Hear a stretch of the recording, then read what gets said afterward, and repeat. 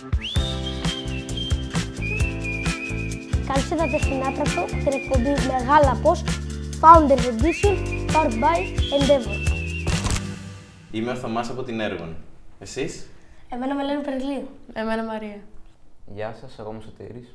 Εγώ μία είναι Μαρία. Και εγώ είμαι ο Θωμάς. Πες μας την ιστορία σου και πώς έφτασες σήμερα εδώ. Ενδιαφέρον. Συνήθως λέω την ιστορία του Έργων, η οποία ξεκινάει μετά το πανεπιστήμιο, αλλά τώρα με εσάς τους παρουσιαστές πρέπει να γυρίσω λίγο πιο πριν.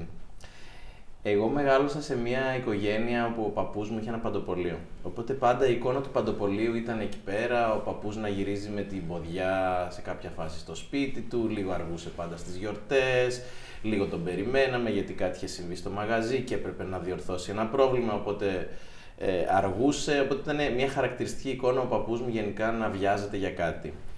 Ο πατέρας μου μετά ακολούθησε μια διαφορετική δουλειά, πάλι σχετική, και δούλεψε σε πολυεθνικές τροφίμων, οπότε πάλι βιαζόταν, απλά με διαφορετικά ρούχα. Δεν φορούσε ποδιά, φορούσε κοστούμι και γυρνούσε στο σπίτι πάντα μιλώντας στο τηλέφωνο ή πάντα πρέπει να κάνουμε ησυχία για κάτι. Αυτό, χωρίς να το συνειδητοποιούμε, και σε μένα και στον αδελφό μου δημιούργησε μέσα μας μια πεποίθηση ότι πάντα έχουμε δουλειά και πάντα πρέπει να είμαστε alert γύρω από μια δουλειά και τα λοιπά. Οπότε δεν ξέρω αν αυτό κάπως είναι η αρχή της ιστορίας, αλλά μετά από αυτό τελειώσαμε το σχολείο και πήγαμε στο πανεπιστήμιο και σπουδάσαμε κάτι τελείως διαφορετικό με αυτό που κάναμε, και στην προσπάθειά μας να βρούμε τι δουλειά θα κάνουμε αυτά ήταν τα πρότυπά μας, ο παππούς μας και ο πατέρας μας, και ξεκινήσαμε μια μικρή εταιρεία διανομών ελληνικών τροφίμων που σιγά σιγά μέσα από διάφορες ιστορίες, λάθη, πετυχημένα πράγματα έφτασαν σήμερα σε αυτό που είναι το έργο. Όταν ήσασταν μικρός, ποιο ήταν το αγαπημένο σας φαγητό και σας επηρέασε τώρα στη ζωή σας?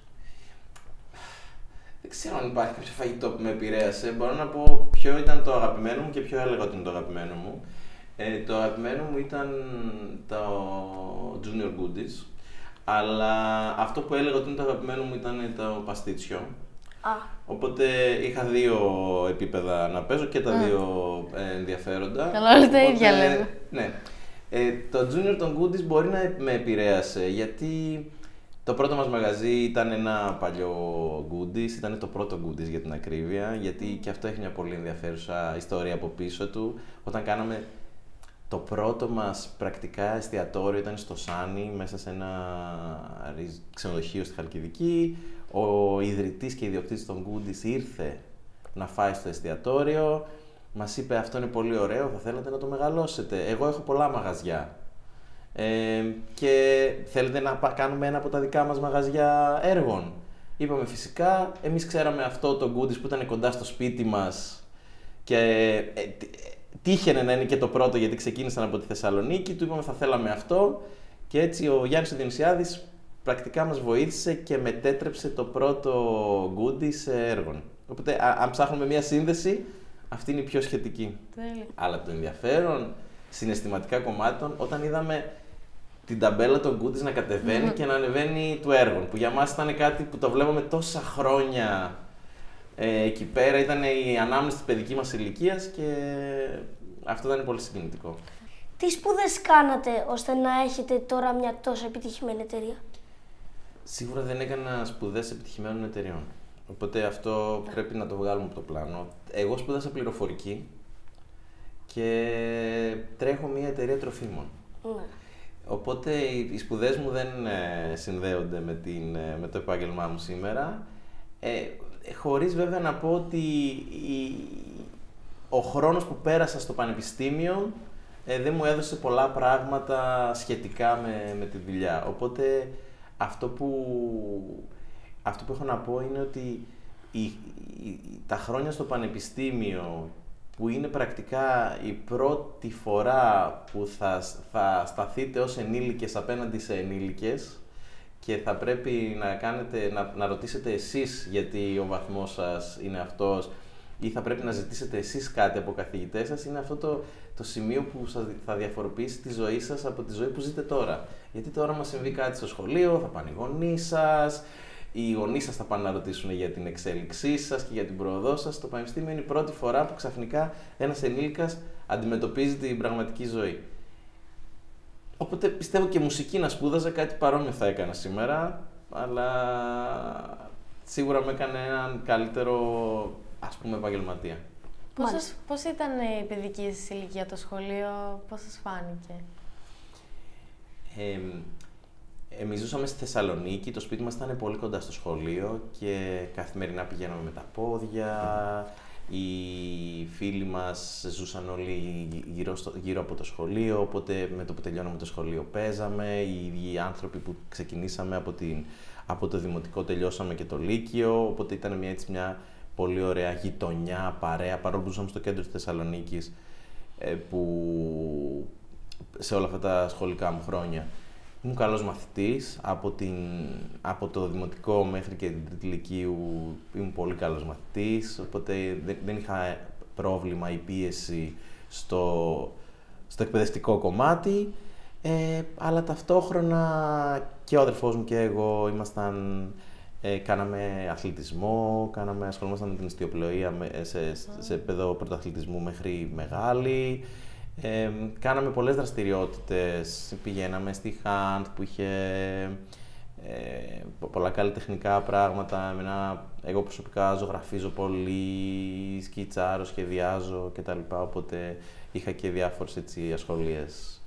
Αλλά τώρα τα σχολικά χρόνια, ξέρετε, σχολείο, φροντιστήρια, κάποιο άθλημα, ξένες γλώσσες κτλ. Πώς καταφέρατε να δημιουργήσετε μια τόσο πετυχημένη επιχείρηση και ποιοι παράγοντες σύμβαλαν σε αυτό?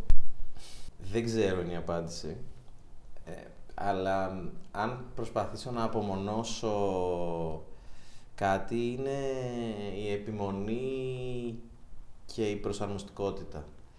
Ότι επιμέναμε από την πρώτη μέρα σε αυτό που θα κάνουμε, προσαρμόζοντας απλά την καθημερινότητά μας, την τακτική μας, χρησιμοποιώντας διαφορετικά εργαλεία. Αλλά είχαμε μια σκληρή επιμονή ότι θα το κάνουμε. Και σε αυτό βοήθησε πάρα πολύ η ηλικία μας. Ξεκινήσαμε πολύ μικροί. Εγώ ήμουν 21 και ο αδερφός μου 18. Και δεν είχαμε τίποτα να χάσουμε, ξέρεις, είχαμε πολύ χρόνο, είχαμε πολύ ενέργεια, να ταξιδέψουμε, να μην μας νοιάζει άμα κάνουμε και κάτι λάθος, δεν πειράζει. Αυτά. Υπήρξε ποτέ κάποιο λάθος στην Ergon το οποίο θα μπορούσε να οδηγήσει στην καταστροφή της? Ναι, κάθε μέρα. Δεν είναι... Όλες οι εταιρείες μπορούν να... Ναι. Ας μιλήσουμε για την Ergon, ας αφήσουμε τις άλλες εταιρείες που κάνουν λάθη. Έχουμε κάνει πολλά λάθη. Και η Ergon είναι μια εταιρεία που έχει μια ιστορία λάθους. Γιατί η Ergon ξεκίνησε με την προώθηση ελληνικών παραδοσιακών προϊόντων και αυτή τη στιγμή κάνει ξενοδοχεία και εστιατόρια.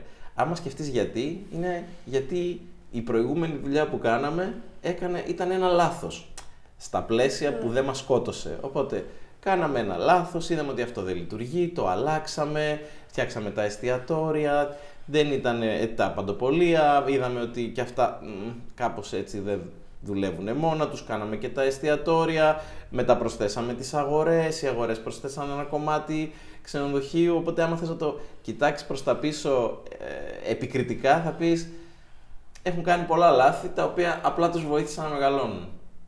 Ποιο ήταν το πιο μεγάλο πρόβλημα που σας έτυχε στην εταιρεία και πώς το αντιμετωπίσατε?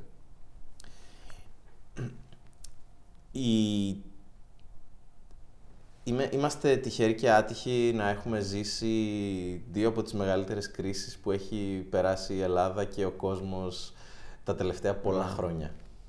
Οπότε δεν γίνεται να πω ότι ο κορονοϊός δεν ήταν το μεγαλύτερο πρόβλημα που έπρεπε να διαχειριστούμε, μιας και πρακτικά πριν τον κορονοϊό θα μπορούσαμε να κάτσουμε σε ένα τραπέζι με έναν επενδυτή, θα κάτσουμε σε ένα τραπέζι με κάποιον τέλος πάντων και να πούμε δεν γίνεται να αποτύχουν όλα μαζί. Έχουμε ένα ξενοδοχείο στο κέντρο της Αθήνας, έχουμε μαγαζιά στο Λονδίνο, πουλάμε προϊόντα σε σούπερ μάρκετ σε όλη την Ευρώπη, έχουμε τουριστικά εστιατόρια σε διάφορα μέρη της Ελλάδας. ποια η πιθανότητα να γίνει κάτι ταυτόχρονα σε όλα αυτά μαζί. Αυτό λοιπόν το απάντησε ο κορονοϊός. Ξαφνικά σε μία εβδομάδα όλα μας τα καταστήματα έκλεισαν. Και η ομάδα έπρεπε να το διαχειριστεί. Το διαχειρίστηκε και σήμερα είμαστε εδώ σε ένα podcast να λέμε τι καλά που τα καταφέραμε. Οπότε όλα καλά. Επηρέασε η εταιρεία τη σχέση σας με τον αδελφό σας? Σίγουρα την επηρέασε. Δεν ξέρω πώς, αλλά δουλεύουμε μαζί από την πρώτη μέρα. Είμαστε πολύ διαφορετικοί χαρακτήρες. Αυτός τώρα δεν θα μπορούσε να το κάνει αυτό. Θα ντρεπόταν εδώ πέρα, θα κάνει τη συνέχεια, θα χτυπούσε παλαμάκια. Οπότε είμαστε τελείως διαφορετικοί ως άνθρωποι και έχουμε χωρίσει και στην εταιρεία τι κάνει ο καθένας. Εγώ κάνω τις καινούργιες δουλειές, κάνω το marketing, κάνω ό,τι έχει να κάνει με την εταιρεία, από την εταιρεία εξωτερικά. Ενώ ο Γιώργος, ο αδερφός μου, τρέχει τα κομμάτια της εταιρείας μέσα. Δηλαδή, κάνουμε ένα καινούριο project, ο Γιώργος πηγαίνει εκεί με την ομάδα του και τακτοποιεί αυτά που εγώ αφήνω πίσω μου ως συντρίμμια ενός καινούριου μαγαζιού. Μάλιστα. Η ερώτησή μου θα σας κάνω είναι επαγγελματική. Πόσα καταστήματα έχετε? Έχουμε 25 καταστήματα αυτή τη στιγμή. Τι τζίρο έχει η εταιρεία σας και πόσο από αυτά είναι καθαρό κέρδος? Κοίταξε, το καθαρό κέρδος είναι μια παράξενη έννοια σε αυτό το μέγεθος, οπότε ας μείνουμε στο τζίρο. Η εταιρεία κάνει 30 εκατομμύρια τζίρο σε όλα τα καταστήματα, δηλαδή και στα ιδιόκτητα και στα franchise. Έχει 25 καταστήματα, έχει 500 άτομα προσωπικό και δραστηριοποιούμαστε σε 5 χώρες. Μια χαρά. Τι συμβουλές θα δίνετε σε έναν νέο που θα ήθελε να ακολουθήσει ένα τομέα σαν το δικό σας?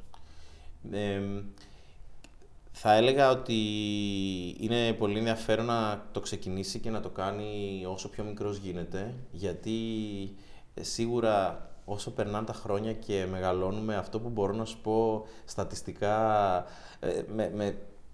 ότι θα γίνει σίγουρα είναι θα χάνεις την ενέργειά σου και θα κουράζεσαι πιο εύκολα και θα αγανακτείς πιο εύκολα και γενικά οι αντοχές σου δεν θα είναι ίδιες με αυτές που είναι τώρα ή που θα είναι σε 2-3 χρόνια που θα τελειώσεις το σχολείο. Οπότε η βασική συμβουλή είναι ξεκίνα όσο πιο μικρός γίνεται, γιατί και τότε είναι και η ηλικία που έχεις τα λιγότερα πράγματα να χάσεις, γιατί η άγνοια είναι ευλογία, γιατί πολλές φορές άμα έχεις δει, έχεις πολλές πληροφορίες για τα πράγματα που θα πάνε στραβά, μπορεί να επηρεάσει την απόφασή σου. Ενώ όταν δεν ξέρεις τι έχει το μέλλον, δεν ξέρεις τι έχεις να χάσεις, δεν έχεις να χάσεις και τίποτα, δοκιμάζεις πιο εύκολα, το προσπαθείς περισσότερο, επιμένεις, αν δεν βγει δεν πειράζει, λίγο το αλλάζεις, ξαναεπιμένεις και στο τέλος με τον ένα ή με τον άλλο τρόπο και σε μικρό ή σε μεγάλο βαθμό θα πετύχει. Κάτι που είναι πολύ σημαντικό είχατε εκείνη την περίοδο που ακόμα αναπτυσσόταν η εταιρεία σας. Είχατε εκείνη την περίοδο ανθρώπους κοντά σας που μπορούσατε να, όταν δεν είστε στα καλύτερά σας, που μπορούσατε να βασιστείτε πάνω τους και να σας ηρεμήσουν. Σε ευχαριστώ για την ερώτηση. Είχα. Και είχα γιατί έχουμε ένα πολύ καλό χαρακτηριστικό στην έργο, να λέμε τις ιδέες μας και να τις συζητάμε όταν πολύ πριν ακόμα είναι έτοιμες να υλοποιηθούν. Και ενώ πολλοί κόσμος θα σας πει «Αχ, έχω μια ιδέα, κάτσε με την ακούσει κάποιος και την αντιγράψει», εγώ θα πω ότι όλο βασίζεται στην υλοποίηση. Δηλαδή, την καλύτερη ιδέα να έχεις, μόνο εσύ ξέρεις μέσα σου πώς θα την υλοποιήσεις. Οπότε, ό,τι πάρεις εκείνη τη στιγμή ως πληροφορία, κριτική, ενδεχομένως κάποιο ενθουσιασμό, θα σε βοηθήσουν παρακάτω. Και εμείς ούτε ήμασταν από πλούσια οικογένεια, ούτε είχαμε κάποια οικονομική βοήθεια. Ήμασταν επίσης από μια μικρότερη πόλη, δεν ήμασταν από την Αθήνα, οπότε όλα για μας ήταν λίγο, ήθελαν ένα ακόμα βήμα για να πλησιάσουμε σε οργανισμούς, σε μέρη σαν την Άτρακτο, σε ανθρώπους. Επίσης ήταν άλλα τα χρόνια, η επιχειρηματικότητα δεν ήταν κάτι τόσο διαδεδομένο. Οπότε αυτό που μας βοήθησε σίγουρα είναι ότι ήμασταν πολύ ανοιχτοί σε αυτό που θέλουμε να κάνουμε, συζητούσαμε με πολύ κόσμο, ακόμα και αν ξέραμε ότι δεν θα μας βοηθήσει, δεν θα πάει πουθενά αυτή η κουβέντα. Λέγαμε τα σχέδιά μας, τις ιδέες μας και θέλω να, άμα είχαμε μια χρονομηχανή, θα απαντούσα ότι στις περισσότερες από αυτές τις φορές που τολμήσαμε να πούμε μια ιδέα που θα κάναμε, κάπου κάποιος μας βοήθησε στο να την υλοποιήσουμε πιο γρήγορα. Οπότε μια συμβουλή, αν πρέπει και μπορώ να δώσω μια συμβουλή, είναι να λέτε τις ιδέες σας, να τις λέτε σε πολύ κόσμο, να τις συζητάτε και όλο και κάποιος θα βρεθεί από το κοινό, από το ακροατήριο να σας πει έλα να το κάνουμε μαζί ή τι θα έκανε αν γινόταν αυτό και θα σας βοηθήσει. Εγώ θέλω να ρωτήσω. Έλα, δώσ' το. Υπήρξε παιδικός έρωτας? Κοίταξε, η αλήθεια είναι ότι η γυναίκα μου, την οποία τα είχαμε και στο γυμνάσιο. Oh. Ναι, αλλά όχι συνεχόμενα. Μετά χωρίσαμε με χώρισε γιατί ήμουν πιο κοντός και εν τέλει 15 χρόνια μετά που ξανασυναντηθήκαμε... Ψηλώσατε!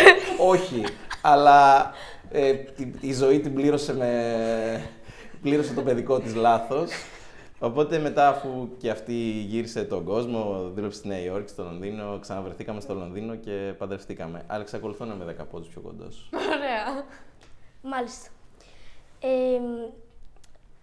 Τα σχέδιά σας για την Ergon, ποια είναι? Για το μέλλον. Ναι, για το μέλλον. Εμείς από την αρχή είχαμε ένα στόχο. Ο στόχος μας ήταν να είμαστε ο εκπρόσωπος του ελληνικού φαγητού παγκοσμίως. Από την πρώτη μέρα. Ισορροπείτε την προσωπική σας ζωή με την επαγγελματική? Υπάρχει ισορροπία? Θα είχε ενδιαφέρον ένα split screen με τη γυναίκα μου στην άλλη μεριά. Προσπαθώ αρκετά, δεν τα καταφέρνω στο βαθμό που θα έπρεπε και το αναγνωρίζω. Αλλά αν βάλουμε στη ζυγαριά το πόσο προσπάθεια χρειάζεται από τη μία μεριά και από την άλλη, κάνουμε ό,τι μπορούμε για να ισορροπήσουμε, να βλέπουμε λίγο την κόρη μου, να είμαι στο σπίτι, να μην λείπω πολύ από την Θεσσαλονίκη όπου ζω και τα λοιπά. Αλλά δεν τα καταφέρνω σε αυτό το βαθμό που θα έπρεπε. Για το μέλλον τι προσδοκίες έχετε? Προσωπικά ή επαγγελματικά? Και τα δύο. Προσωπικά θέλω να μπορώ να κρατάω αυτή την ηρεμία στη ζωή μου που έχω και σήμερα. Παρόλο που έχουμε μια έτσι πολύ πολύπλοκη καθημερινότητα με πολλά ταξίδια, σε πολλά μέρη, γραφεία, μαγαζιά, πιστεύω ότι κρατάμε και όταν κρατάμε βάζω και τον αδελφό μου μέσα, μια καλή ισορροπία ψυχική, να μην είμαστε πολύ αγχωμένοι, να έχουμε μια ηρεμία. Οπότε αν έχω έναν πρακτικά στόχο για την προσωπική μου ζωή είναι να μπορώ να κρατάω την ηρεμία μου. Για την επαγγελματική, δεν μπορώ, ξέρεις, άμα έλεγα εντάξει μωρέ καλά είμαστε, ούτε 40 χρονών δεν είμαι, εντάξει καλά είμαστε τώρα εδώ που φτάσαμε,